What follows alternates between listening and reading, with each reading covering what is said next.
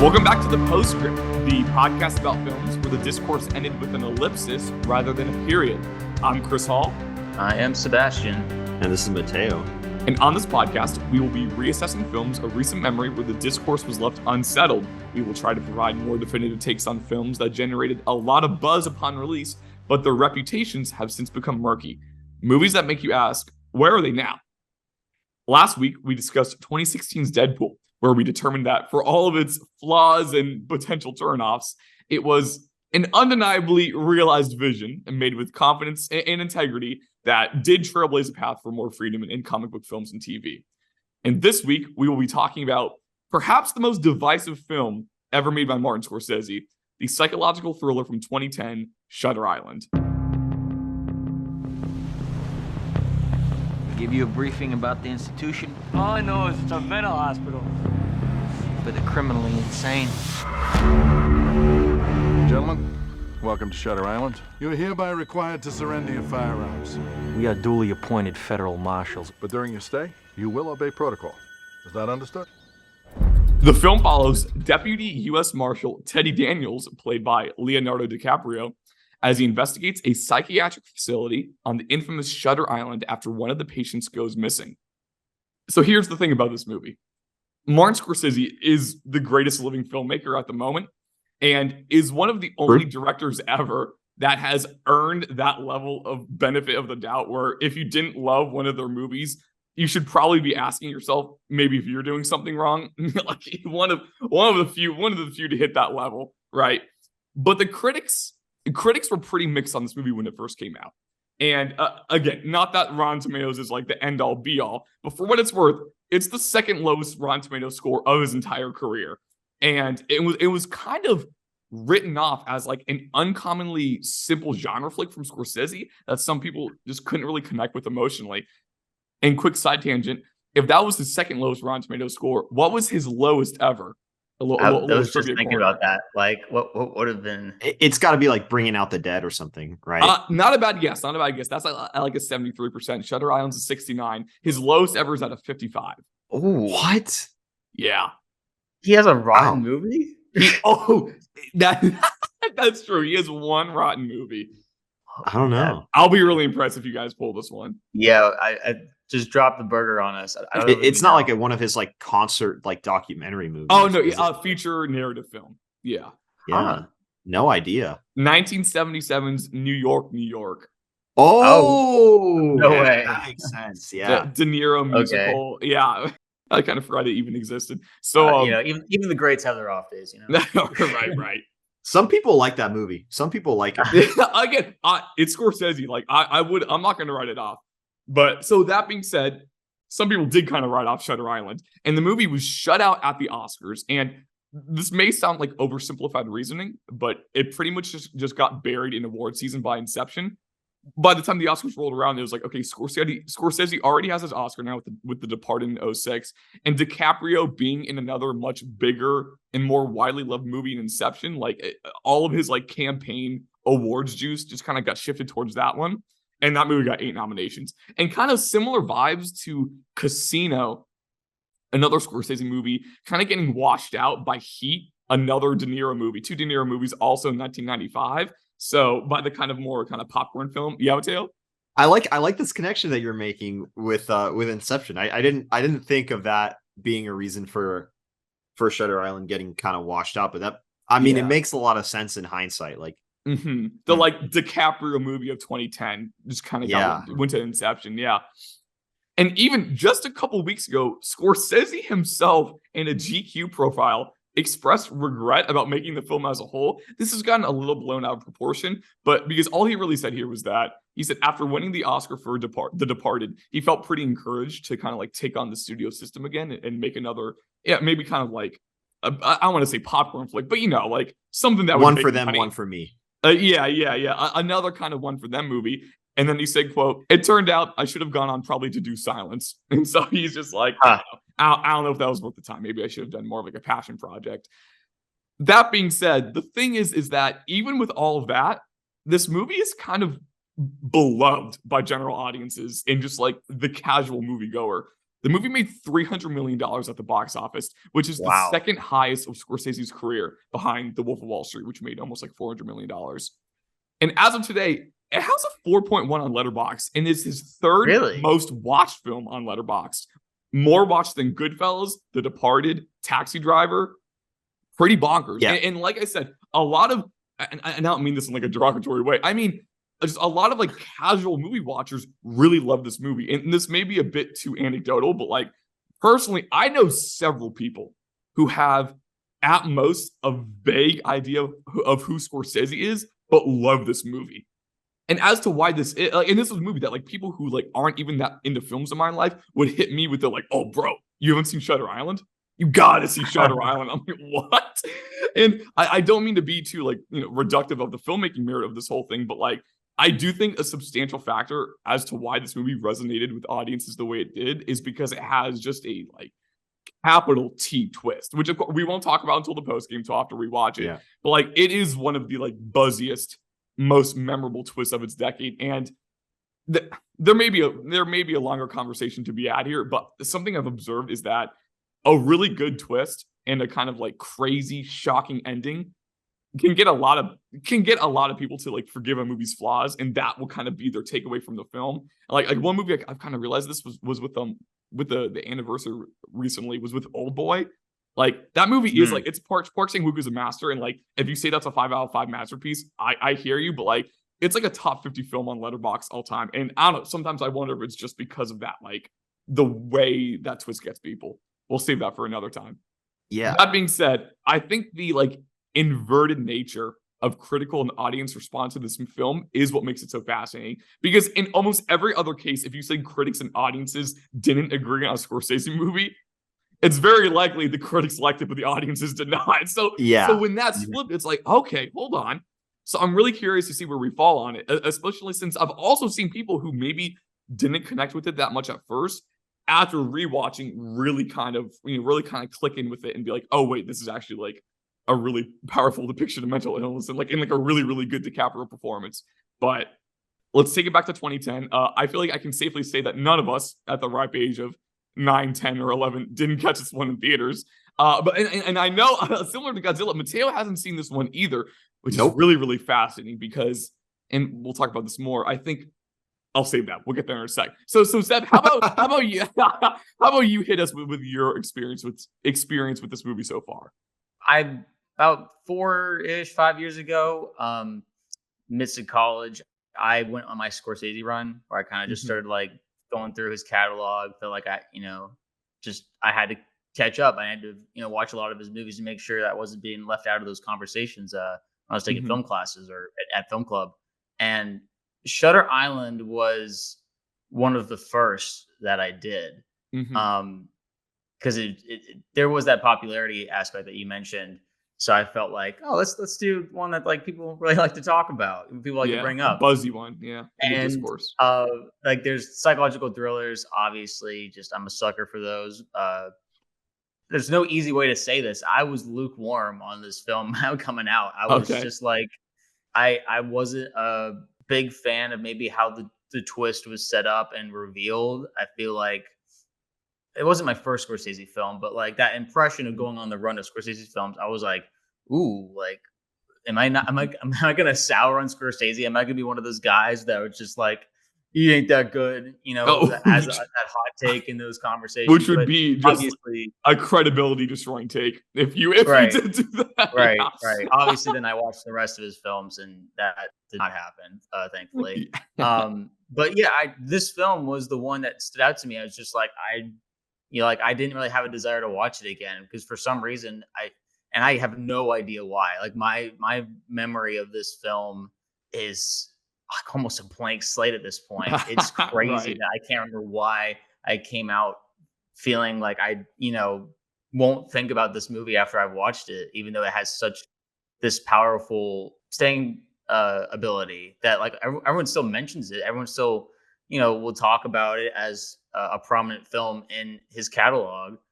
And for some reason, there's just like this feeling that I had that I was just like, this felt like a film that Scorsese maybe made in his spare time rather than put all his energy into. I remember feeling that, being like that didn't feel like, a master's best effort, which is, I know I'm saying a lot of strong opinions right now, but like this is like, well, I guess it's like what 18, 19-year-old me feeling these things. So Right. benefit of the doubt. But yeah, that's how I was feeling. Very interesting. Yeah. Yeah, because that's a part of it too, is just how it fits in his filmography is a really interesting point of conversation. Because I mean, because there's a chance maybe, in the post game we're, kind of echoing something we said about us, how we were like, if this was made by anybody else, we'd be like, whoa, like who is this? Right. And it's also interesting because this is like the closest thing to like a horror film he's ever really made. And stylistically, kind of, again, it's like full blown genre, which is, a little bit different in his filmography. And yeah, like, and I've seen some people, they kind of criticize it of being like, again, weirdly simple and kind of maybe one note compared to his other films. But and why I'm excited to rewatch. I mean, I greatly enjoyed it from my first watch. But one thing I've seen a lot of people say is like, oh no, there's more going on underneath the surface than maybe than we kind of clocked first time around. And this is like, it's more than just, Scorsese making a thriller. So yeah, I watched this for the first time a couple years ago. And the only thing I remember from this movie back in 2010 was like the TV spots. Specifically the shot of the old, like, frail lady with like the soulless eyes shushing them as they get off the boat, just scaring the crap out of me. Back in fifth grade, I vividly remember that, and just it looked so scary to me. And so yeah, I watched it for the first time a couple years ago. But even then, because of like the twist and the fact that it had never been spoiled for me, again, people from all different regions of my life were like, like, you haven't seen Shutter Island? I'm like, what? Talking about it as if it's like The Godfather. And so yeah, and I remember really, really enjoying it. But I've also seen a lot more Scorsese since then, and I've also just grown a lot as a movie watcher. So I'm really curious how, to see how it hits in that regard. But also, since it's like, I mean, this will be my first rewatch of the movie, and again, we won't talk about the twist in detail, but like, watching a movie with a twist like this one, it's bound to take on such a different meaning scene to scene, like, with so much being recontextualized now that you know the twist. So I'm curious how, to see how it hits in that regard. But Mateo, you haven't seen it, but what is your just kind of like experience with this film been so far?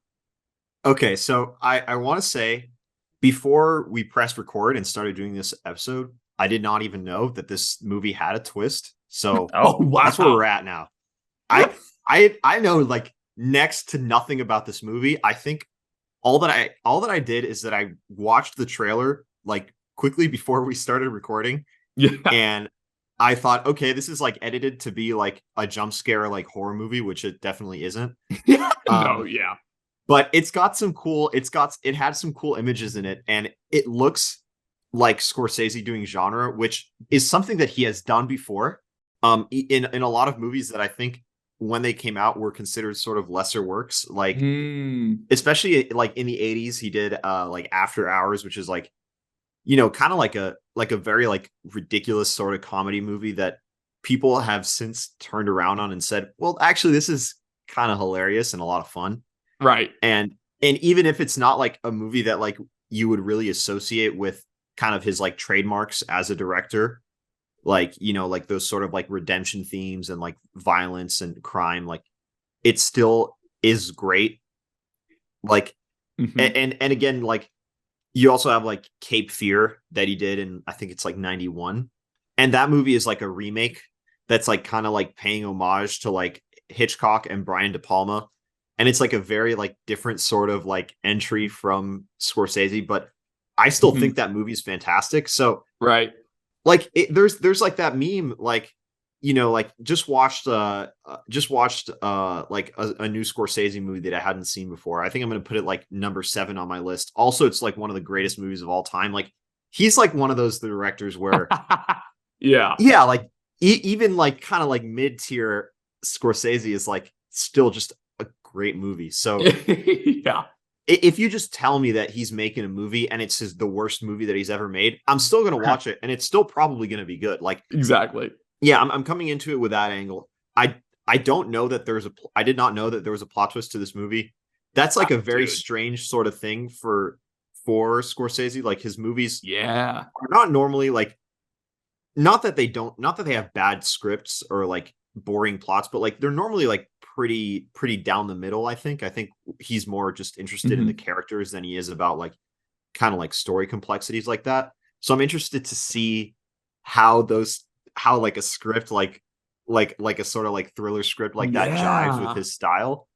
But I mean, apart from that, like it's Scorsese. He's made like 2 or 3 movies that I think are like some of my favorites ever. So he really is that's one of the best movies I've ever watched.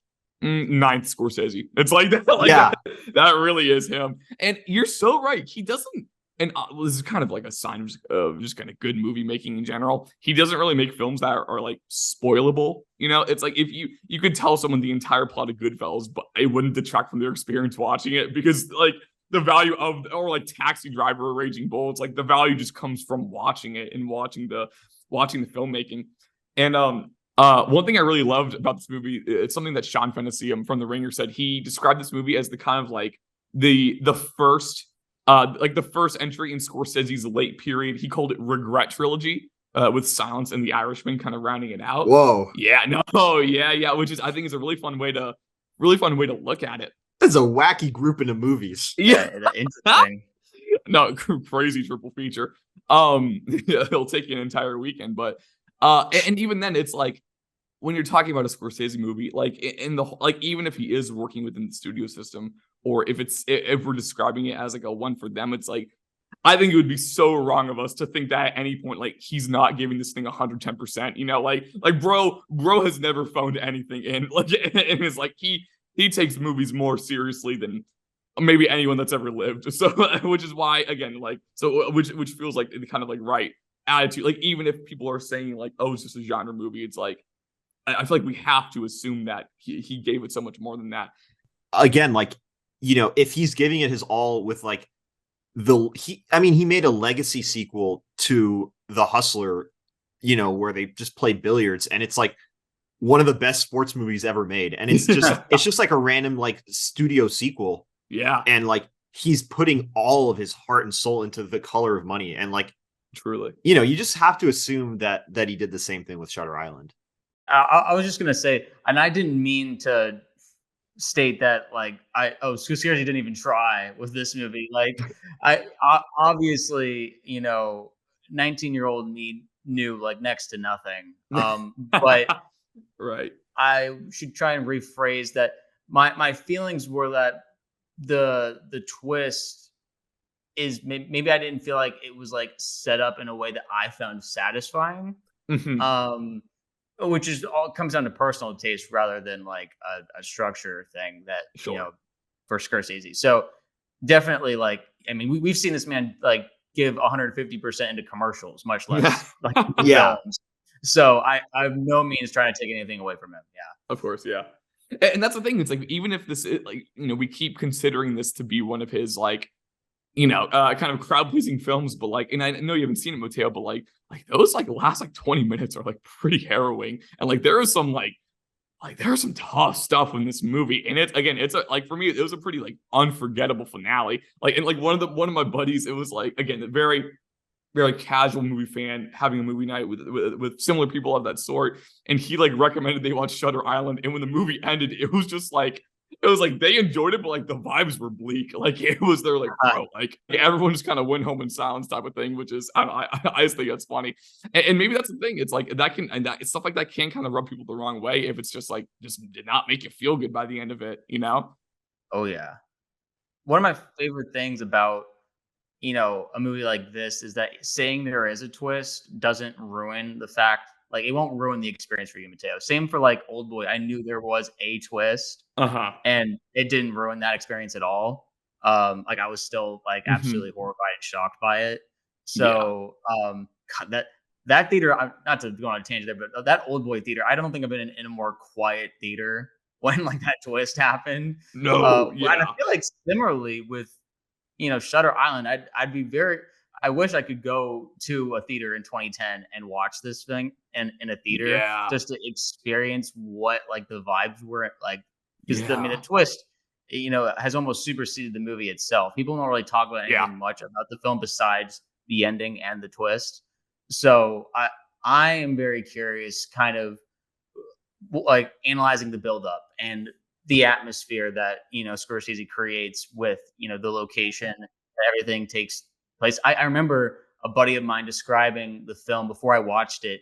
He's like, you love the Arkham games, the Batman Arkham games. Imagine if like Scorsese made, like a movie that like without Batman. That's a crazy comp. What? Right. And so I don't know if he did a proper layup for Scorsese there for this film, but in the end, I mean, it got me hyped. So there's that. It does. I mean, visually, it is a very like moody and like dreamy, foggy atmosphere. Yeah. And like, and I am excited to see that. Like Robert Richardson's cinematography is very like it's like high contrast. Again, like fever dreamy. Yeah, I'm very excited to see that. But right. I mean, I love dreamy looking movies. I'll tell you that. You're just eating that up. That's gonna if this movie is what you guys are saying, easy 9 out of 10. It could scratch an itch for me. No, so it's possible. No, yeah. But one last thing I want to touch on, really fun cast. I mean, obviously DiCaprio heads it, but it's really interesting because this movie isn't really mentioned when discussing his best performances against kind of that like Inception factor of it all. So I'm excited to see where it fits in that regard. Ruffalo's second build, and like post Marvel, seeing him in anything else, like I feel like always makes us go, oh wait, this guy's like one of the best we got. Like Ruffalo always rule. Like when you can let him cook, yeah, amazing. Michelle Williams has never not made a movie better. And you got like Ben Kingsley and like Max Van Sydow like rounding out the cast. Like it's got a crew. Kingsley, oh my gosh, I forgot he was in this. Yes. This is there's some depth on the character. If you're a character actors guy, there's some depth here too. Yeah, John Carroll Lynch. Mateo shout out here in the trailer. Yeah, I mean, I saw him in the trailer, and I like a good character actor. I wonder if this film is carried by the chemistry between Leo and Mark, or if it's like the plot that's like interweaving. What's the driving force in this film? And they are good from what I remember. Yeah, they are good together. Yeah. I am very curious to see like what sucks me in. So I am excited about that. And that trailer is like so 2010s. Like Mateo watching was like, I can't wait for this new James Wan horror film. Like it's like, what the freak is this? But yeah, any last thoughts before we dive into this pregame? So like Martin Scorsese, obviously, like probably the most film literate director. Yeah. Like who just works like period. And so I'm interested to see like, because I imagine like for a movie like this, he's definitely like kind of like cracking open like kind of the history books and like looking at like older cinema like to take inspiration from for something like this. So like I wonder like as somebody who also like kind of enjoys like this sort of like B movie horror and like the kind of like noir mystery movies of the 40s and the 50s, like I wonder like how much of that DNA is woven into this movie, because I love that stuff. So like if you pepper that into a 2010 movie directed by Martin Scorsese, like that could be something that really resonates with me. So I want to see how much of that I see in this movie on the watch. Totally. For sure. I'm personally interested in, I think Scorsese, one of the plethora of reasons he's so beloved is that he always advances with the times as a filmmaker. He's never a traditionalist where it's like, you only do it this way and I'm going to stick with this way throughout my career. He's always pushing boundaries, whether it's just the way that, he constructs a film on a script level or on a technological level, like The Irishman, that you're always seeing him, challenge himself. So I think that, I am going to go into this film with the mindset that not only did he try, but he also tried to challenge himself, try to take the genre of a psychological thriller in a new direction. So I'm curious, with that in mind, what did he play with? What, cliches or what specific plot points did he feel like, he had a new thing to say about? Right. Absolutely. All right. That being said, time to dive into this rewatch. I'm super pumped, and we will see you all on the other side. Going somewhere? I've built something valuable here. I'm not going to give up without a fight. What if while you were looking into them, they were looking into you? Now they have us both here now. Let me see your face. Let me see your damn face now! Don't move, don't move!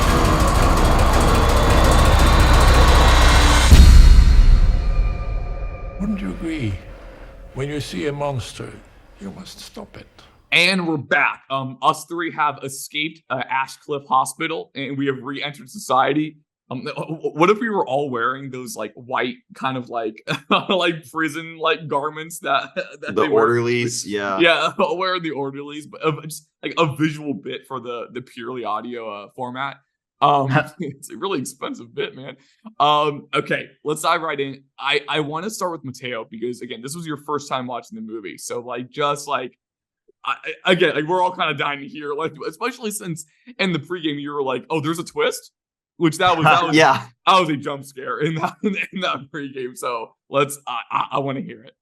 Okay, I want to say, I mean, pretty great all around. I was very, okay, so I think we should just say what the twist is now, right?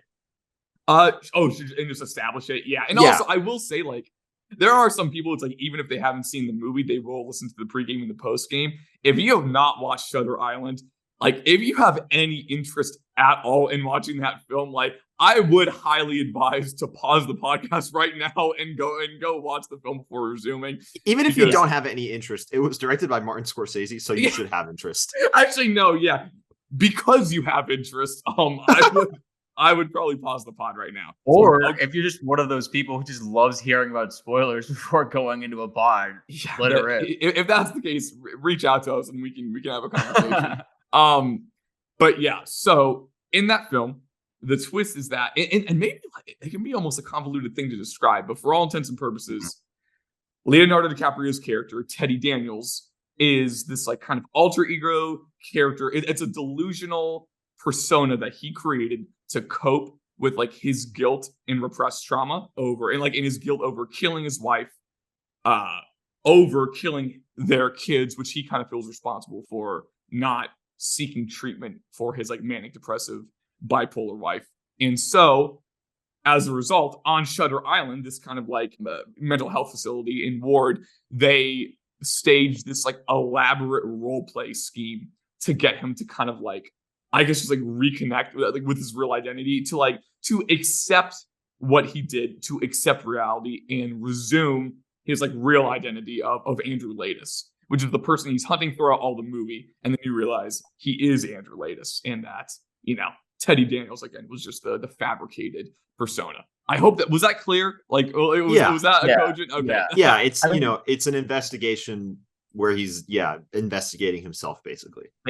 Kingsley basically said, we're gonna let you play this out so that you can find there's really nothing like schemy actually going on here. That like all these things are just made up. If we let you like just look around basically. Yeah, there's no real mystery is the thing. Like there's no like it's all about just like getting him to come back to come back to reality and to learn illusions. I want to say I think in the original in the pregame I mentioned how I was excited to see what sort of influences Scorsese was kind of like working off of and responding to when he made this movie, because it is a very like straight genre film, and you definitely get some of that, some of those elements like some of like the Val Lewton like horror from the 40s. Some of those kind of it's like definitely it's a lot more cerebral, I think, than and less about like kind of like direct like violence and gore than I think a lot of modern horror is. Yeah. So I thought that was like just a very refreshing, like purely psychological way to approach it, and also a very in its own strange way, a very optimistic and warm movie, and felt the same way. I guess really I shouldn't have been surprised because it's directed by Martin Scorsese.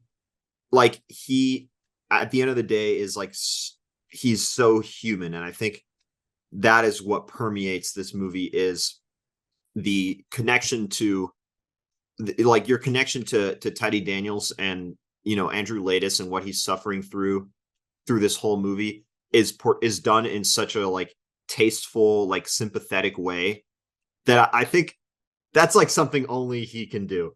And yeah, I was very enchanted by that. There's a lot of stuff maybe about it that is less. It's very loose. It's kind of rough around the edges, but that core worked very well for me, and I was very pleasantly surprised by that. Wait, sorry, I don't want to interject. So Chris and Mateo, you both like were like, this is like a warm movie. Well, okay. That interests me because I found this movie extremely cold. Not in its delivery, but in its atmosphere and obviously just the subject matter. So I just wanted y'all to maybe explore that a little bit more. I want to, just what I mean by that is that I think that it's not a movie that's made so that like you, the audience member, can kind of like look and gawk at the protagonist. I think it empathizes with him in a very like singular sort of way. And I think however you interpret that ending, to me, it felt like he was coming to everything on his own terms, and he felt redeemed as a human being in a way that I really just did not expect out of like what this movie's sort of trappings are. Yeah, I was gonna say. I mean, I was gonna make a joke that I thought Mateo like had access to my Google Doc because he was just like taking words right off it. And yeah, I don't think we mean that this movie feels like a warm blanket or something like that, or that like sneaky comfort core Shutter Island. No. Because the note I made is that even with how brutal of a watch this movie can be at points, and how like I was gonna say how like there are. Holy smokes. I mean, there are like, I kind of forgot this movie has like some of the most like upsetting stuff I've like ever watched on screen. Like, and we can circle back to that later, but I was just going to say like, but it's the, like considering the subject matter and how like, again, and how brutal it can be, like, and in a film where some like truly, truly awful things happen, like the degree of like sensitivity in its film and towards its characters and towards the subject matter goes such a long way. Because this movie's dealing with like mental illness, like pretty like head on, and like in the wrong hands, like Mateo said, like this could be like so just like distasteful and done in such a like an almost like mean spirited way. And because this movie, like there aren't any like caricatures, and they don't like overly stylize or sensationalize any of the characters or like demonize any of these people that could be painted as threatening or antagonistic just for like the sake of the movie. Like in the wrong hands, someone would treat like the ill people in this movie as like look how like dangerous and wild these people are. Like these people are crazy just for the sake of making you feel like unsettled and safe while watching. But like there's so much, like Mateo said, like empathy for every single character in this film. Like even like the Michelle Williams character, it's not like they're like, oh, here comes the big bad monster Michelle Williams. It's like she did like the worst imaginable thing possible. But like it's the movie isn't trying to get you to hate her, you know. And there's still, and at the end of the day, like there is like a hope for humanity. And that is something I think Ben Kingsley's character kind of like embodies in the film, is like the sensitivity towards these people and the like, just this like inner like belief in the goodness that people can still have, which is like, and that's something I was like kind of like, again, for as like harrowing as this movie could be, I was like, that makes this thing like so much more powerful than in other hands. But yeah, didn't mean to detract too much from like our general thoughts, but yeah. No. I was genuinely curious by that word choice. So I like that explanation a lot, and I'll have thoughts later. But I don't know if Mateo had finished yet. No, I think that kind of summarizes it. Yeah, it's and it's moreover, I think it's very easy to kind of have that sort of like gawking, like, oh, look how crazy this is. Yeah. Sort of approach when you're making a genre homage film about kind of like 1940s 1950s like investigation horror. Like you can really sort of lean into that, and the fact that he like grounds the movie in this like very like tragic story. Yeah, I mean it's an accomplishment, and it's like, but it's also no less, it's exactly what you would expect from Martin Scorsese. Yeah.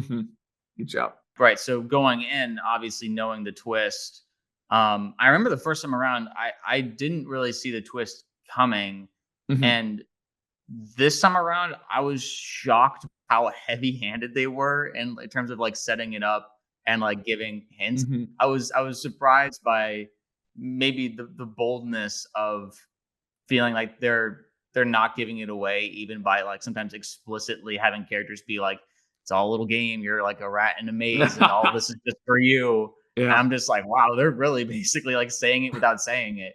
Yeah. So there, I thought that was really cool to watch. It never took away from the movie for me. I was just surprised because I was like, man, I really didn't get it that first time. um, Right. but overall, I like in terms of craftsmanship, I think the dream sequences are what stood out to me the most in terms Mhm. of his craft and maybe him stretching, those filmmaking muscles a little bit the most. I found those the most engaging and intriguing, even like it becoming Lynchian at times, reversing footage and like these quick random cuts that almost don't seem chronologically in sync. That Yeah. you're like, oh, that was interesting, Definitely the and most like maximalist parts of the movies. Yeah. for sure. And I found that to be very compelling, and so I was a lot more prominent throughout the film than I remembered it being first time around. I Mhm. didn't remember the dream sequences being as flowered throughout the film. Uh, Commonplace. Yeah. exactly, or yeah, common. But I do think that this movie is less of a sum of its parts than it is. I said this in my review. It's pieces of a puzzle that ended up just becoming pieces to me rather than creating the full puzzle or becoming feeling like a whole Mm. piece. I found certain chunks, certain segments, very interesting and very like just masterfully done, but it wasn't becoming cohesive for me. I wasn't Mhm. feeling that there was a through line through it all that you know kind of was like compelling me. I even wrote in my notes I was emotionally kind of in a state of limbo. Like I wasn't sure where I was supposed to be mentally. Like am I, this is a first person film by all stretch of the Uh-huh. best way to describe it. Like you're going through this with Leo. You're supposed to be confused with him, trying to figure out where everything is.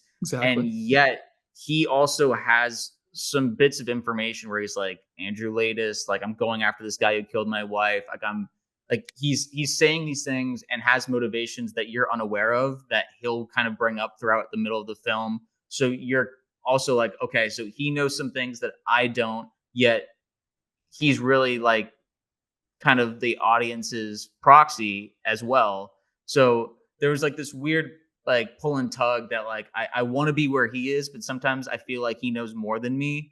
And I felt Mm. a little off in that sense. But by the end, I do like that you're back to being kind of in the same spot where he's very lost, you're lost too, and they're explaining it all. That ending is fantastic. I think it's one of the best explanation scenes of like telling you how Mhm. everything's going down. I think Mhm. it's done shockingly like succinctly. Yeah. Like Yeah. it's you kind of just like understand all of it by the end. You're not really missing any there's no like big gaps really. Yeah.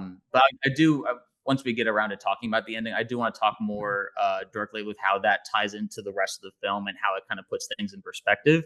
Overall, like I said, dream sequences were the biggest standout to me, though. Atmosphere and the dream sequences, I think, were the best parts. Maybe the character wise is maybe where I struggled the most with this film. Is like, did the Mm. characters did they feel fully realized by the end, and stuff like Yeah. that. But I'll leave it there.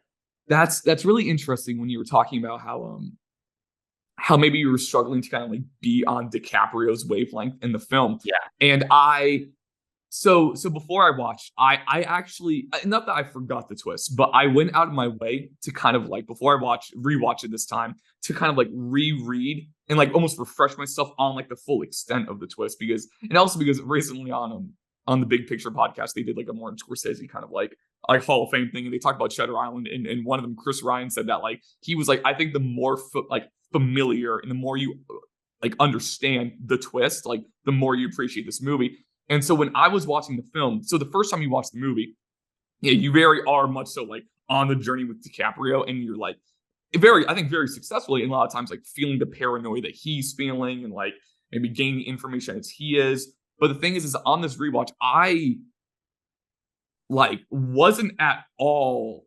like even trying to be like on the journey with him. Like because it's like because I knew the twist, and because I knew like how delusional he was being, and like how much is fabricated, I was much more so just observing him. Okay. Like on this time around. And I'll kind of dive more into that in a second.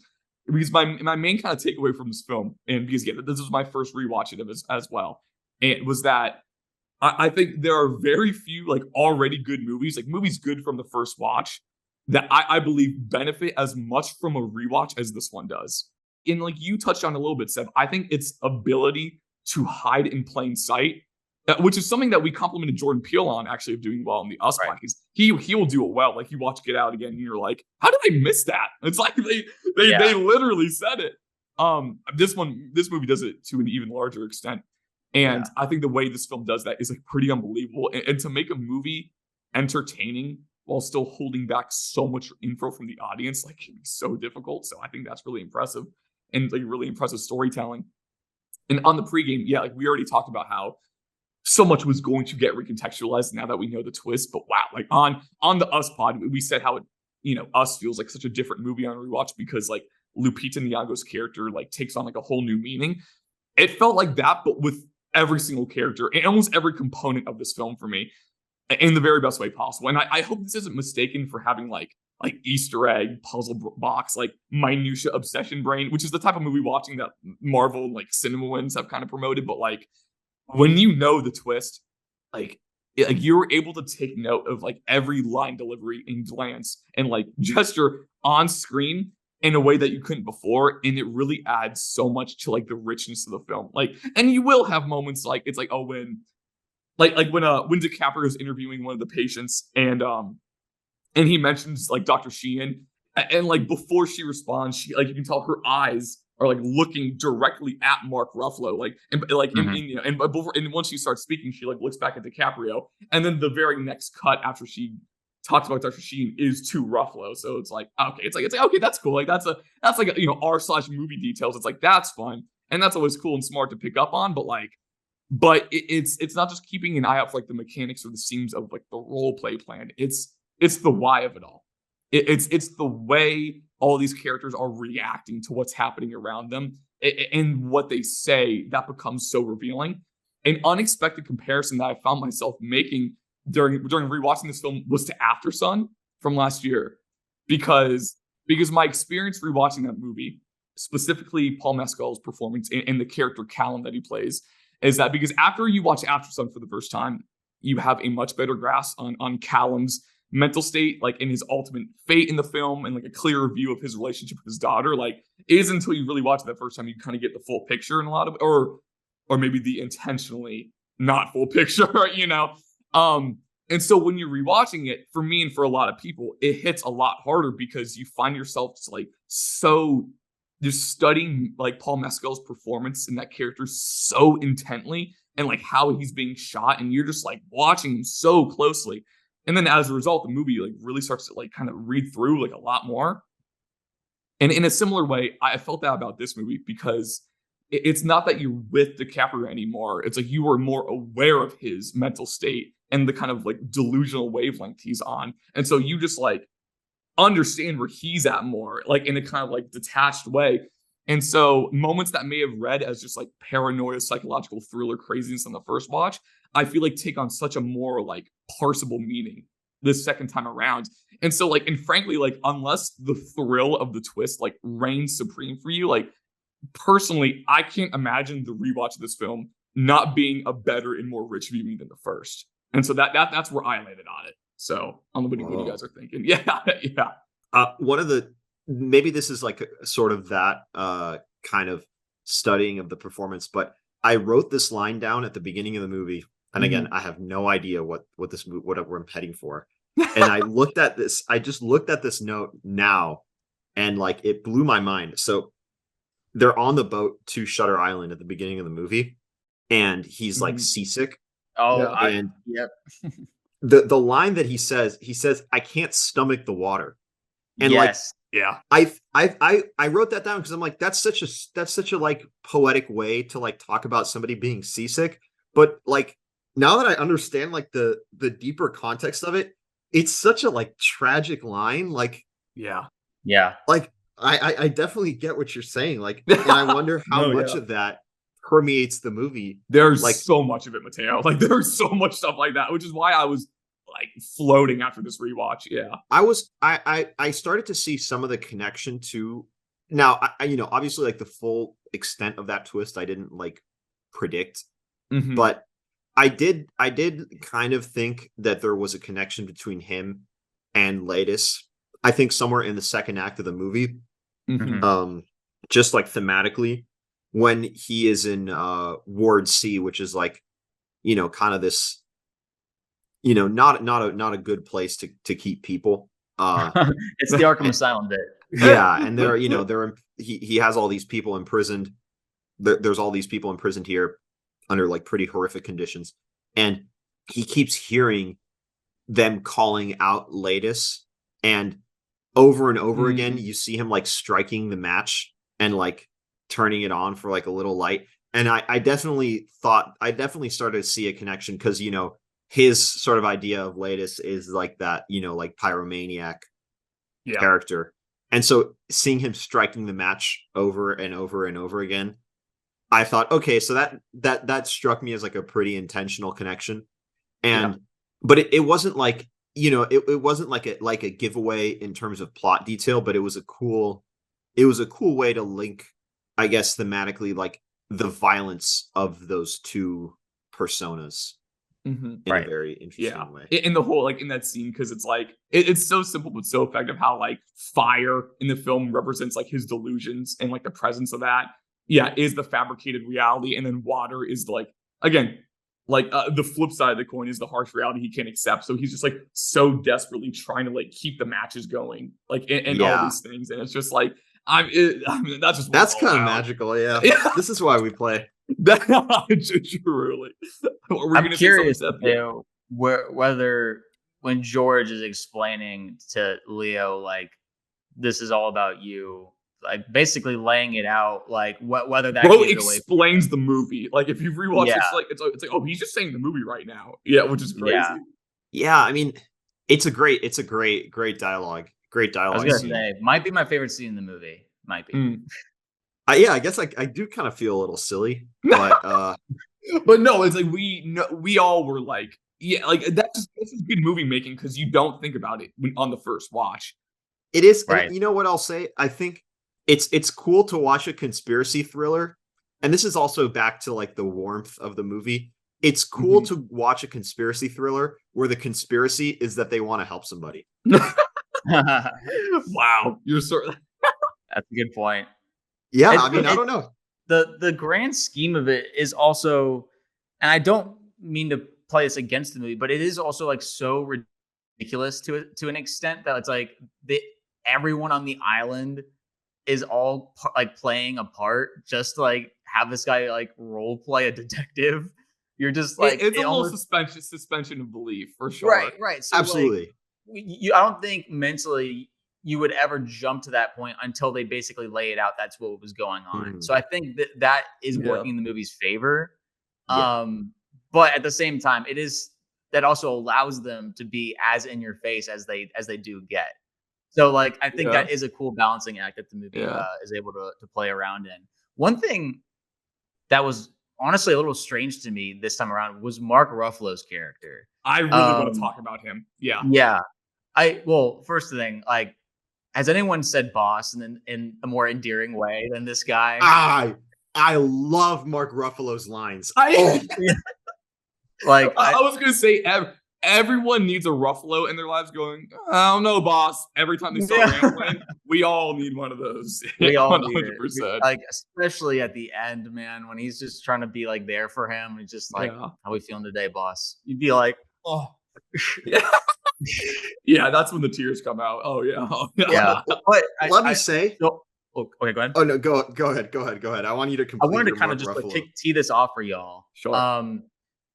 He is interesting because he is acting as kind of like this guardian watch angel for Leo's character. He's just kind of sticking by him to make sure he doesn't hurt anybody or doesn't really kind of go off the tracks. They want to like allow him to play his role, but not to a dangerous extent. Yeah, the escape room like person, you know. It's Sure, like sure. So and it gets interesting at points where he's like trying to follow his train of thought. But then, like, there's this moment where they're in the storm and Leo's like explaining everything. And Mark starts like, he brings up a completely different government conspiracy. And there's like this track, like this shot, a circle shot around Leo where Mark's just like walking around and like explaining this pours theory. gas on the flame. Right. And me thinking like, why is Mark doing this? Like, his whole role is to like make sure he's like, you know, not getting as paranoid. And so that scene to me, even with the context, did not make sense to me. That's the one scene. No, that's valid. There's also, for all we know, there's like a 1-sentence explanation for what that was. It's like maybe it's as simple as like he was just trying to wind him up to like get him to eventually work to that end game or something like that. Because ultimately, I think he's telling him, because the conspiracy is, or getting his trust, maybe because he's like, this is what he wants to hear. The conspiracy that Mark Ruffalo, that, you know, Chuck is telling him is like, well, maybe they set all of this up for you. So in a way, I think he is trying to guide him towards the truth. Yeah. Right. He is trying to steer him in playing that role.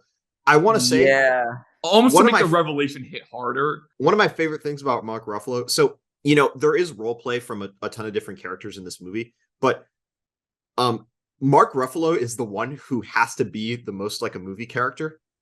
Yes, I wrote almost the exact same thing down. He is like, that character is trying to like play a character or like an idea. He is essentially like a caricature of like a bunch of like stock film noir characters, and they give him the funniest lines to chew on. Like they are hysterical. Like I think my favorite one was when they first meet Ben Kingsley, and I wrote this line out. I wrote so many of his lines down, but when they first meet, you know, Ben Kingsley and Leo's like, oh, so, you know, what is your mission then? And then Ben Kingsley goes, oh, you know, I think I'd like to think of it as a moral fusion between law and order and clinical care. And then Mark Ruffalo says, pardon me, dog, a what between a what and a what? So funny. The Illuminati? Yeah. Like he's just like throwing out these like just like hammy quips, and I was just like so there for every single one of them. It was hysterical. It's funny in context, like knowing that he knows exactly what he's saying. Yeah, he's just playing the part of just being like, excuse me. No, I was gonna say I think Ruffalo's performance benefits like far and away the most on a rewatch, maybe because and what I wrote was that like all of the truth in his performance is in his face and not in his words. He's not even trying to like the character, Dr. Sheehan, is like, again, not even trying to play like a person. Like he's just playing a character, like we said, and is filled with all these cliches and saying boss every other line. But on like the rewatch, you can always find Ruffalo just watching Leo. And like, and the way he reacts to what like Leo's doing or what Teddy is doing is so informative for the character. And like, and just like his eyes are saying so much more than like any of the words are just like cliches he's spewing. Because, and you can just tell by watching, like he cares like so deeply about like how this thing plays out and the result. And he's like so, and again, in such a like tender way, he's like so concerned about DiCaprio in the movie, but it's all through his face. And I was like, that's really, really cool. Yeah, because I mean, it's a battle for that man's soul. And they're trying to save his life, and also like kind of like the ward in general, because they're like, their practices might get discredited. But can I just linger on that for just a second? The whole like ghost aspect where they're like lobotomizing people and sending them out into the real world is obviously, it's part of like the conspiracy, the thing that's in Leo's not true head. But they are also in danger of being shut down. Like that is real. Turn as into far as I understand. zombies. Yeah. That's a Right. real There's thing. real psychosurgery, yeah, that like just That's a very real completely just Right, destroys right. their So there's an interesting mix going on here of like these folks are doing this grand stage because they're desperate to not have their practices shut down. And Leo has this grand conspiracy about, folks being lobotomized, and which also is something Experimenting. that they do, but he's taking it to a different extent about like turning them into like silent agents Tinfoil hat or whatever. like anti-vax type beat. Yeah. Yeah. Right. I think that like there's a lot of things like that where they throw little, not plot stuff, but it's like little random theories. I think the film for me got a little there was too much of it. I think it got a little unfocused where I wasn't sure where Leo was trying to like expose the whole thing. It's like there was, what happened to this prisoner? They're turning people into zombies. There's like this grand conspiracy about just like how patients are treated here. Like I would rather have been more focused in terms of his delusion, and then also like, allowed. So when that's more focused, it allows the movie to focus more on his emotional journey, because that's what I meant where it felt unfocused, is because there was Right. too much of like conspiracy stuff for me to like sift through that and also, stay emotionally with Leo. But that's just where I'm coming from in terms of just like it felt like pieces of stuff rather than like a through line. I'll say, I think so. The way that I thought about it was in that facility, and Ben Kingsley does talk about this. Like, there is a conflict, I think, between sort of an old school way of doing things, which is a lot more concerned about like punishment and control and psychosurgery, and then Ben Kingsley's approach is a lot more human centered, and it's a lot more like optimistic and focused on like help and cure. And so I think part of the idea is like the lobotomization and like those like inhumane treatments. The institution is divided between like kind of people who are opposed to that, Ben Kingsley, Mark Ruffalo, and the people who are more kind of in line with those sort of inhumane practices, like the warden and Max von Sydow's character, who's like a very enigmatic figure. Yeah. And so I think ultimately, like, seeing it through the lens of that conflict kind of clarifies it for me. And I guess it sort of is like mirroring like real history in a way, and like the development of therapy and psychology. Right. But I can definitely see how that starts to like kind of like complicate what is otherwise a pretty like a pretty narrowly focused story. I think in terms of like his conspiracy stuff, when I was watching, I mean, it just read to me as simply as just like, oh, like this place is doing really inhumane things to these people, let's shut them down. And like I wasn't even trying to like, not that like I like wasn't paying attention, but like I wasn't trying to like track that closely with exactly like the big picture conspiracy he was forming, just because I knew he was wrong.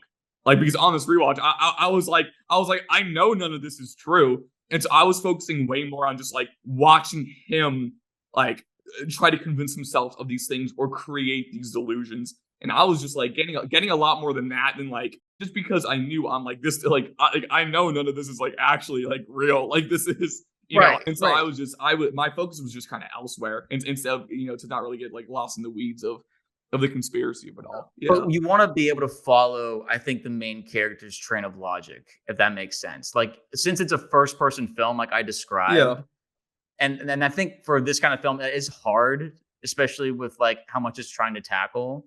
And so that's all I mean, is that like when you're with Leo, I wish some scenes I could figure out like what he was after, because sometimes it just felt a bit muddled. But that's just really as far as I'm going to go in terms of just saying like where the film was losing me. a bunch. I do want to get into the stuff that I thought was like the film did superbly excellent. Like it was, I do want to say this real quick. I don't really know how to I could state this in a more like thoughtful way, but it's just like I mean for what it's worth, like I felt like I was always tracking with where DiCaprio was at, and I felt like especially on a rewatch, and it's like because I knew he was being delusional, I felt like those motives were just like so clear, and he was just like constantly like deflecting or just like fabricating things. It's tough if the conversation is just like, oh, like I mean, it was clear to me. Like that's not great podcasting, but that is kind of why I responded to so positively is that like I felt like I was on that wavelength for right. It's just like he's getting visited by his wife throughout the film. Yeah. And that kind of stuff to me is a great emotional anchor. Yeah. But she's like coming to him. I think those scenes are really powerful and in a great emotional core that I feel like maybe would have benefited from a more focused conspiracy or a more focused emotional journey. That's all I'm saying, because there was just a bunch of different things that they were tackling, like the Holocaust, the dead children, Mom, Andrew Latis, George. Like they're tugging on a lot of strings, and I think for me it could have been paced better so that when we get to the end, I didn't feel like I wasn't sure maybe emotionally how Leo felt about all this, besides the fact that like he felt like he was drugged and was being crazy. Yeah, I mean, I think there is I think I agree to some extent. There is definitely like a lot of breadth to this movie. A lot of width that is kind of, it's hard to keep all of that together. But for the most part, I think it did work for me. Right. And I really don't want to make this like sound like this is like an extremely messy film. I just want to say that where I was coming from in terms of Leo's journey as that's what I meant by like characters. That's what I wanted to talk about. But as a craft perspective, Marty is obviously, just one of the GOATs. And I definitely want to get into like those best parts and the themes, specifically violent themes. Like, I don't know if y'all want to talk about this, but I found this the most interesting part of you are a man of violence, not a violent man. There's that, and then God loves violence. Like, why else would there be so much of it? Those to me, I was like stunned. I didn't know this movie had those kind of like insane banger themes inside that, I'm gonna be thinking about that for like a month now. It's what do y'all think that this movie was exploring with like those kind of lines? I mean, I feel like because that scene's definitely talking about just like trying to get to just like the essence of man and just like the violence of mankind and the kind of like primal things, and like, and if anything, it's almost like he's trying to create like some great like common denominator of just like how like no matter how normal or like insane someone may seem, it's like maybe we're all kind of like rooted in similar foundations, and maybe it is those things like those traumatic moments or things that happen to us that like kind of bring out these sort of behaviors or tendencies and just all these things. But and maybe that speaks to almost like the empathy of the movie. It's like just because these people are like quote unquote insane, like they're still just as much as people as us, But this is doing on the flip side of the coin of just like if society rules were off, it's like how would we really act? It's like how it's like the evil side of the true colors kind of thing instead of the like everyone is good in them. But yeah, absolutely, like intoxicating performance from Ted Levine for the one scene that he has dialogue. It's just shot reverse shot and you're glued. Like he's just absolutely like sucking heat check, just like all the life out of, in a good way, like like just like kind of like gluing your eyes to the screen. There's the idea of like the man of violence, I think is interesting too, because like you almost think about that in terms of what his profession is, because Andrew Latis was a soldier and then a cop, like a U.S. Marshal, like, which is those are professions which at their core are about like violence. And, they have like this kind of honor and prestige, but then when you take him out of that environment, or like you put him into a place that tests sort of the control and the discipline that he needs to have to be successful at those jobs, all of a sudden he is, the most dangerous person on the island. There's the massacres that happen because of, just like this like rage and fear when they first arrive at the concentration camps. Like those sorts of outbursts are just as much a part of that job, as kind of all of the honor and respect that comes with it are. Wow.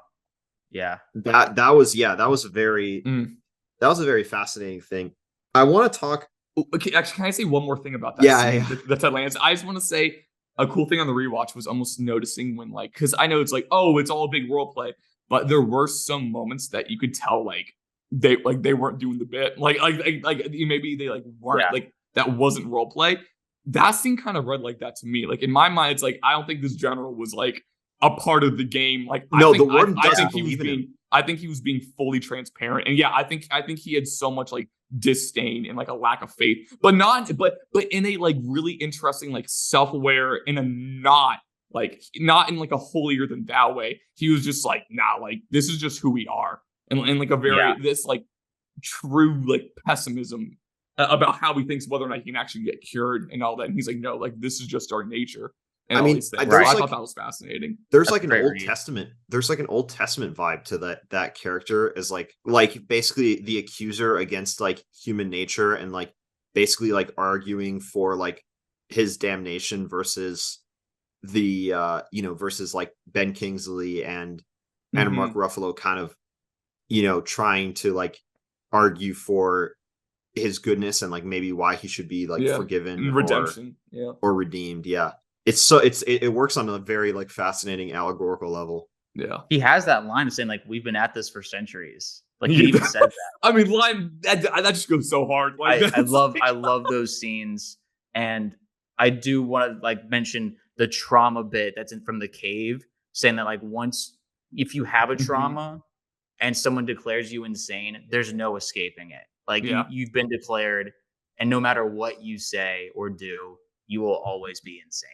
Like they'll always think of you like that, your family, your friends. And that's just the absolute worst part of it all. That like everything you say will feed into it. No, you know, the way this movie just like depicts like how the world just like again like can view like mentally ill people and like all these things is just so potent. Yeah. But Mateo, was there was something you wanted to bring up or pivot to? I guess this all comes to a bit of a head for me in the end of the movie.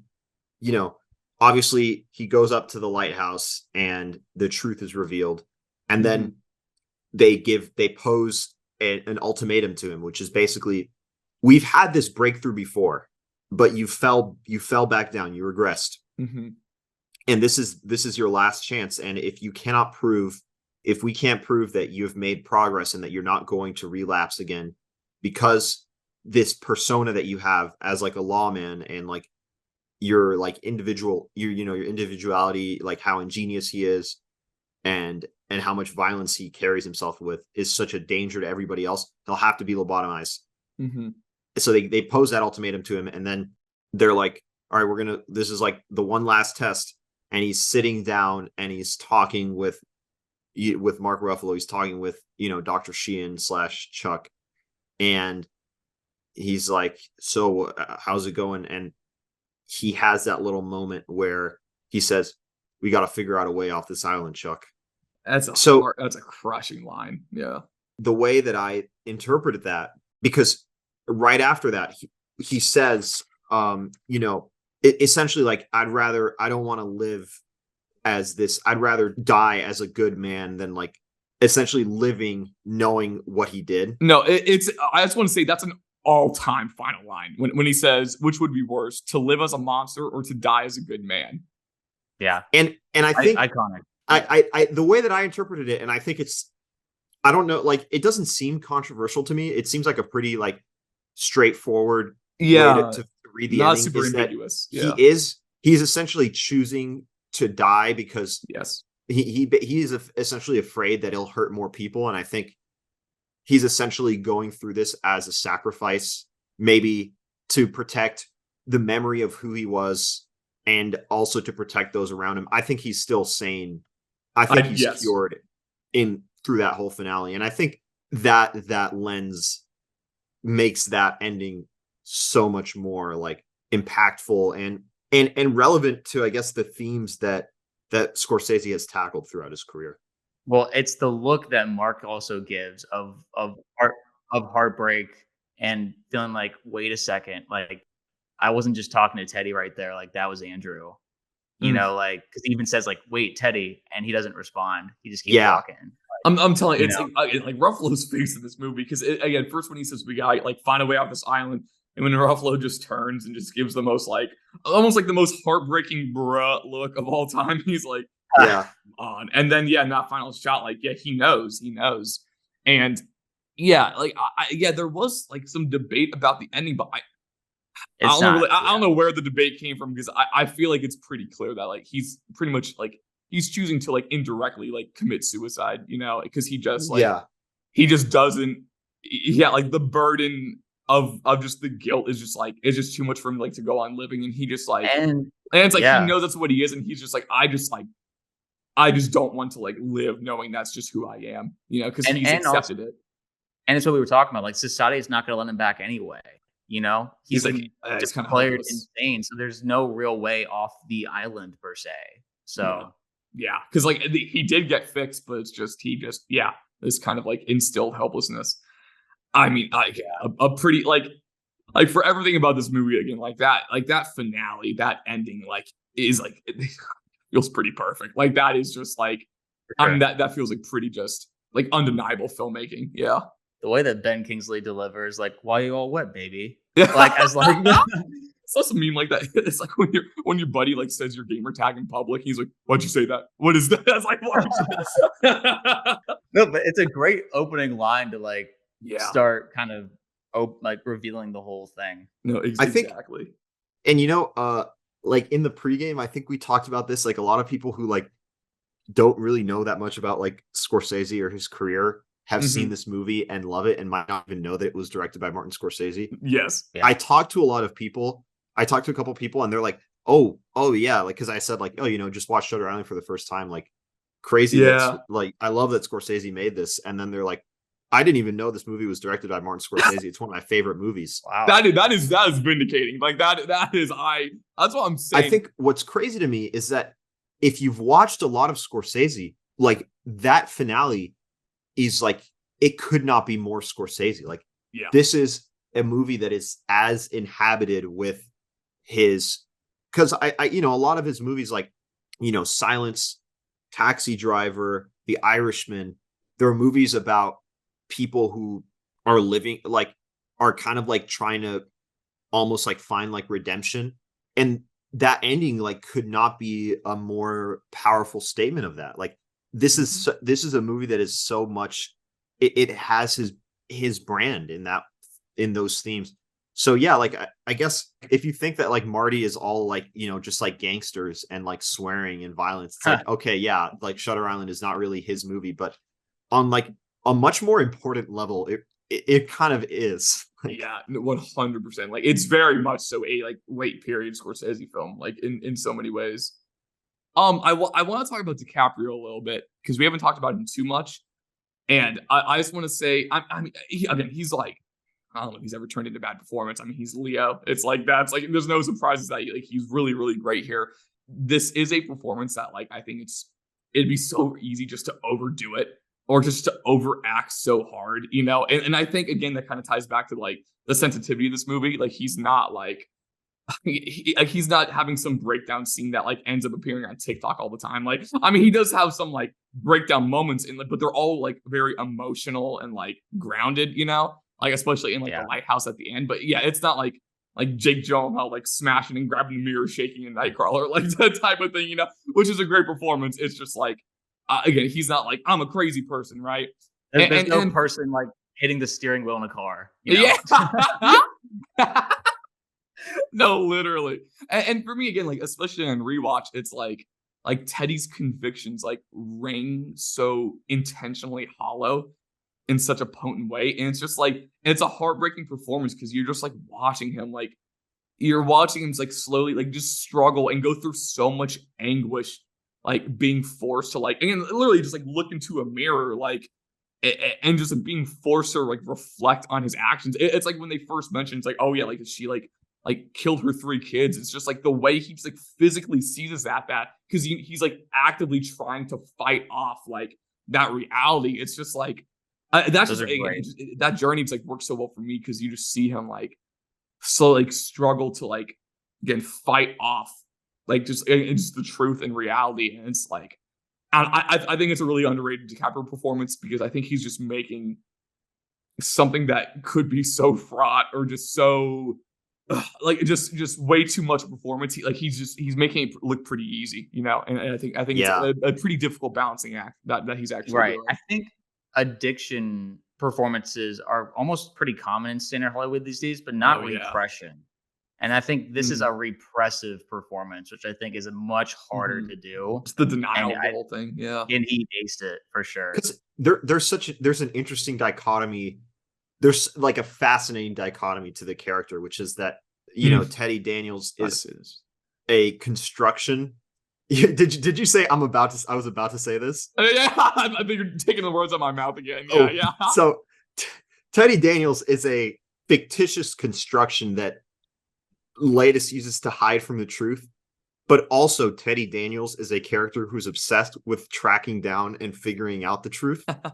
That is such an interesting contrast, and I think to be able to pull that off in acting, where you have a character who wants to figure stuff out, but is also on a deeper level that is all just play acting to hide from the truth.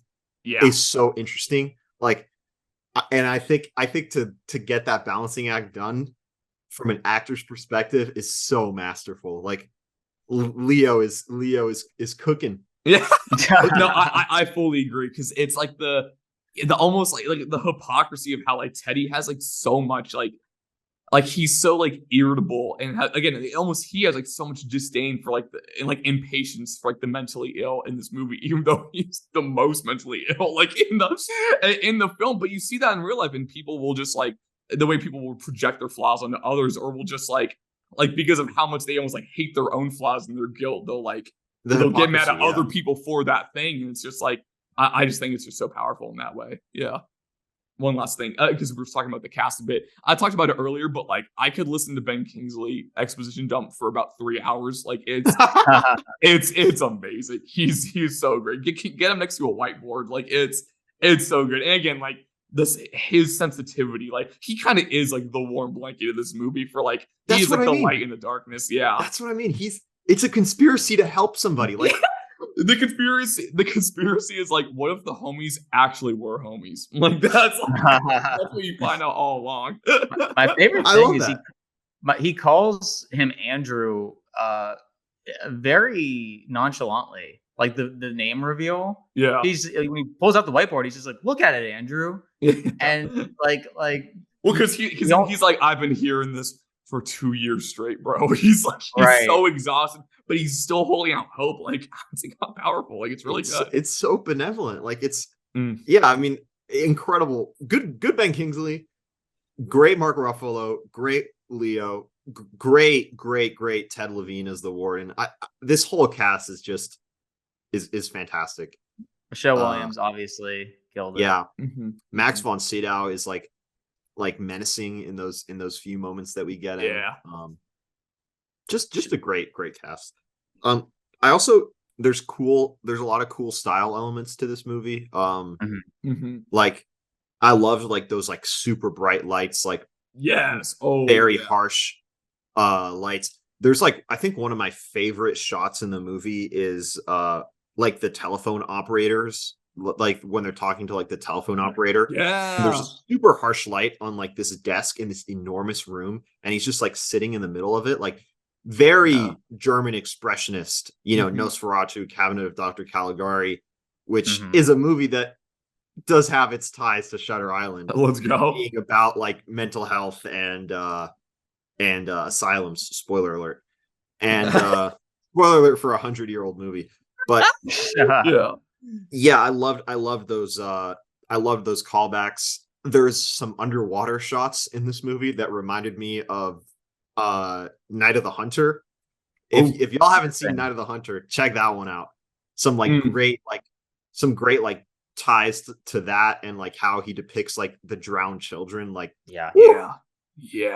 I mean, Marty is a scholar, and just because this movie is like probably most like popularist movie that he's made this century does not mean that this movie is any less an exception to that. Like this thing, the way this movie is like lit and shot is like so breathtaking at points, or even just like in like the prison, you have like the light in the rain coming down, and it's just like it really is awesome. And so usually when we are determining our like this is why we play moment of the film, it's our answers are usually moments of filmmaking that like leave us feeling like excited or like invigorated. But it's tough because a lot of the most inspired moments of filmmaking in this movie are like some of the most harrowing and just like upsetting sequences, which is so tough to be like, oh, like the dolly shot of like the mass unlawful execution of enemy soldiers. This is why we play. Like that's that can be tough, but there are just so many, again, just unforgettable scenes in this. And like I said, like everything from The Lighthouse and on is like pretty unimpeachable filmmaking. And like, I mean, it has to be talked about, but like, it's almost difficult to talk about. Like, but the scene with the kids is like, I mean, as effective as filmmaking as you could possibly get. And like, and again, it's a scene like that can be done so distastefully or just like, or going for shock value. But like, and he's not shying away from it. They're like it'll just be a shot of DiCaprio just sitting next to like, again, like his 3 dead kids on the ground. And it's like, in such a matter-of-fact way, but it never crosses a line, you know? Like there's that overhead shot where he's like taking them out of the water. Oh my God, dude. Or it's the first like wide shot of when you just slightly see them floating in water.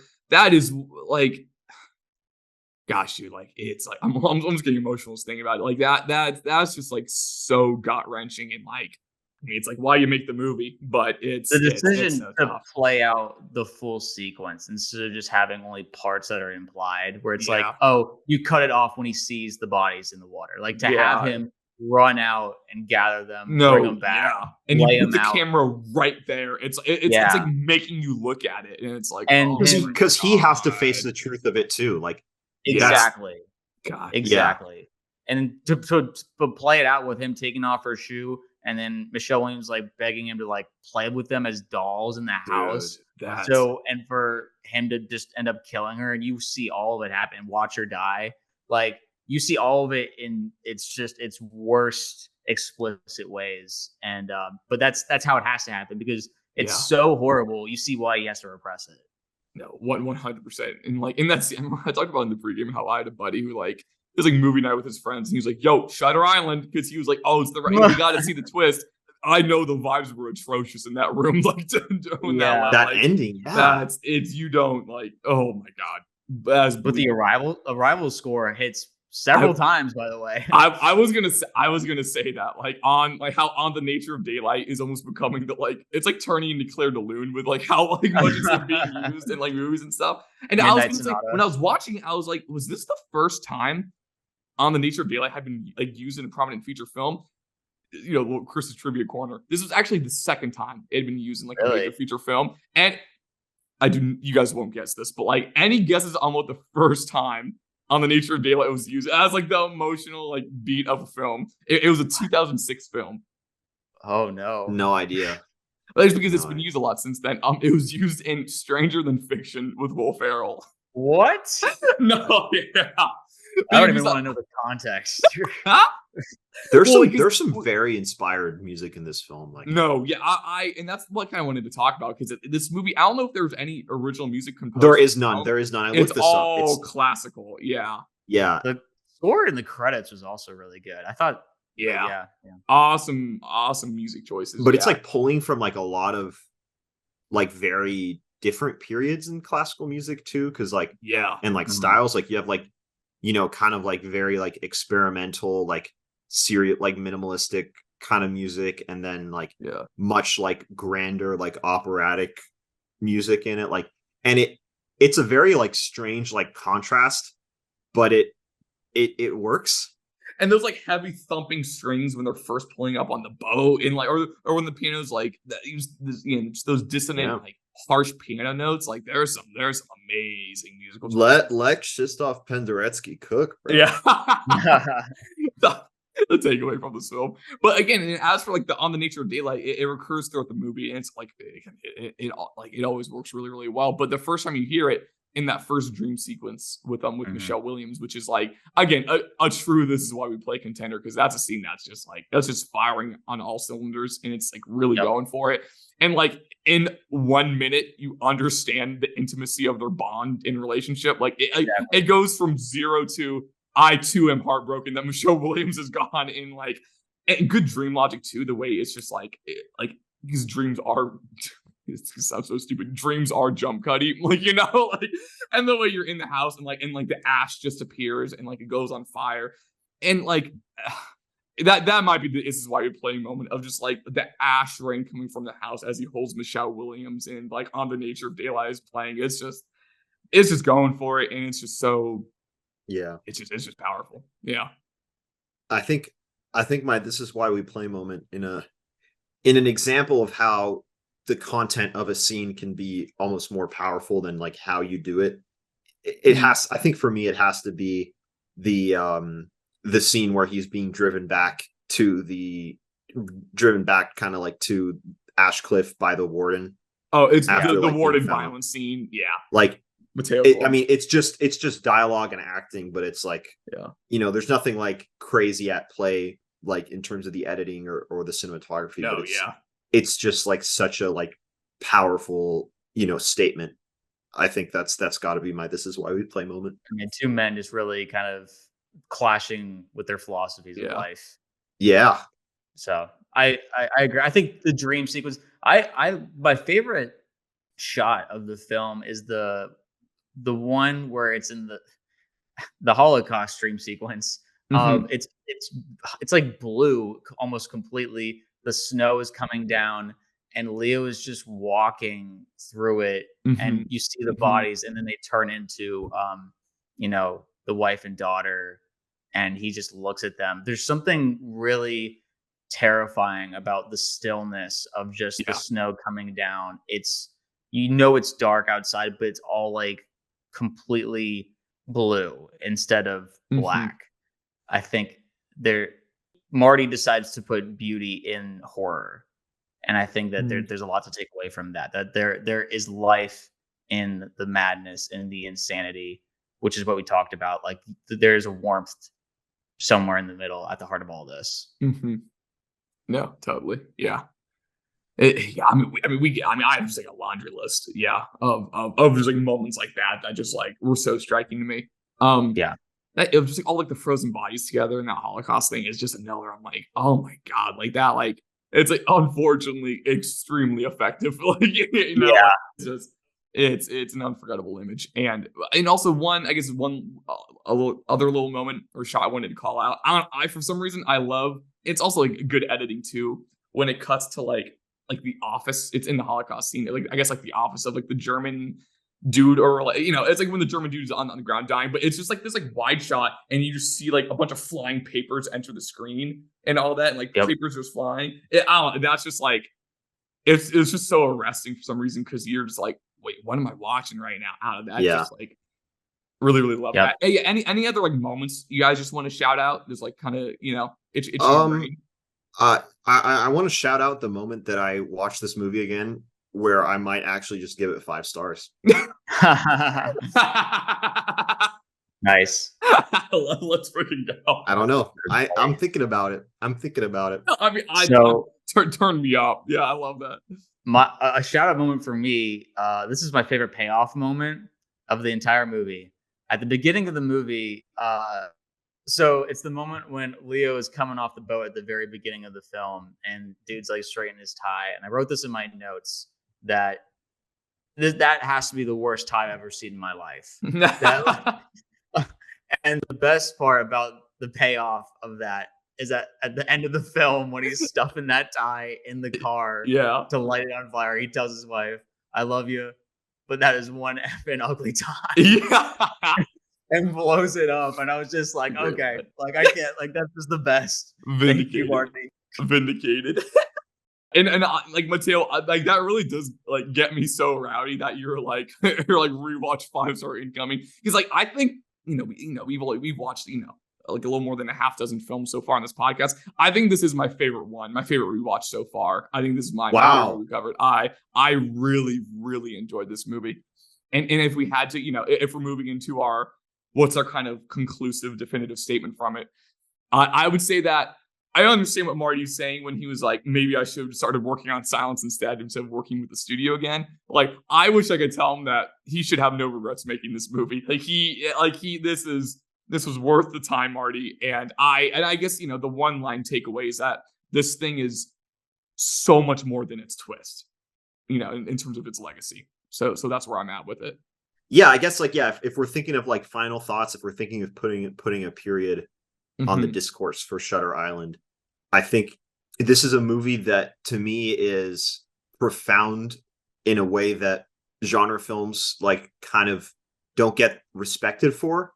And to me, at least, it felt like I want to say like it feels like this like incredible like exploration of sort of the post-war generation's trauma and the history of that, and connecting it to film history and to like biblical themes, as well as like the historical context of like psychiatric treatment, like marrying all of that together in a way that I think like only like the greatest living American director can. And yeah, I mean, like, again, it's so much more than its twist. If you saw this movie and you were kind of like perplexed by it or not impressed by it, like give it another watch. And also if you love this movie because you think the plot is cool, also give it another watch. Like, this is like legitimately an incredible movie. Let's go. And again, it might not even be top 10 Martin Scorsese, but it's still like probably like a top 5 movie or a top 3 movie of the year that it came out in. I fully agree. It's so funny you say that. I was listening to, because on the Big Picture, they did like a Martin Scorsese Hall of Fame. And they're like choosing 10 projects of anything he's done, anything that he's directed in any capacity, not even just like feature films. And they got to Shutter Island. So they're like, okay, so this definitely like isn't going in like this Hall of Fame 10, like, but it's the most Scorsese thing ever. That they were like, we think this is a 5-star Stone Cold masterpiece, but it's not in the 10. Like, it's like the funniest thing ever. but not because of like that necessarily that there are 10 things better than it, but it's just like in terms of like trying to represent his career in 10 movies. They're like, it doesn't fit that bill, but like this is a masterpiece. Which, in the fact that you can have a movie this good not in your Hall of Fame, is the most Scorsese thing ever. But yeah. But Seb, where are you at? I think this film, under almost any other director, this film would be forgotten. And I think under Marty, I think he has made this into like, a mystery cornerstone.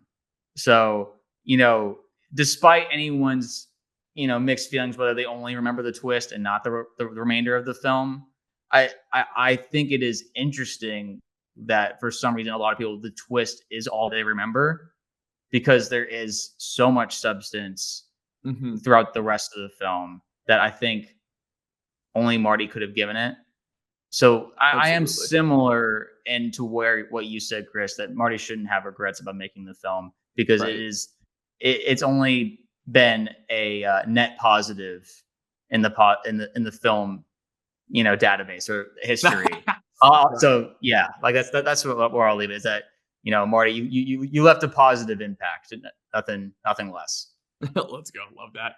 And yeah, I mean, there's a whole other conversation to have another time about twists and how those play into movies and their legacies. But I will say, like, especially with movies that have twists as large as this one, I mean, like, truly good films are enhanced on rewatches by their twist, and bad movies are left hollow or empty and don't have substance beyond it. And so I think the strength of this movie comes from how much it gains on its rewatch. That's like the true litmus test. Right. So, I mean, we just kind of did our definitive statements, but yeah, any last thing you want to get off your chest? No, I mean, Marty, you should not regret this movie. Yeah, Don't- I was don't gonna regret say, it. I think Chris nailed it with that one. I don't regret it. Let's go. Appreciate that. So hey, yeah, thank you all for listening. And next week we will be covering on Halloween week, not necessarily a full-blown horror film, but it's got some horror moments for sure. We are covering Alex Garland's 2018 sci-fi film Annihilation. So looking forward to that. We have a lot of other films to already cover on the pod. You can scroll through those if any of those you want to hear us talk about. But yeah, thank you all for listening, and we will see you then. And go see Killers of the Flower Moon. Oh. All right. See you guys.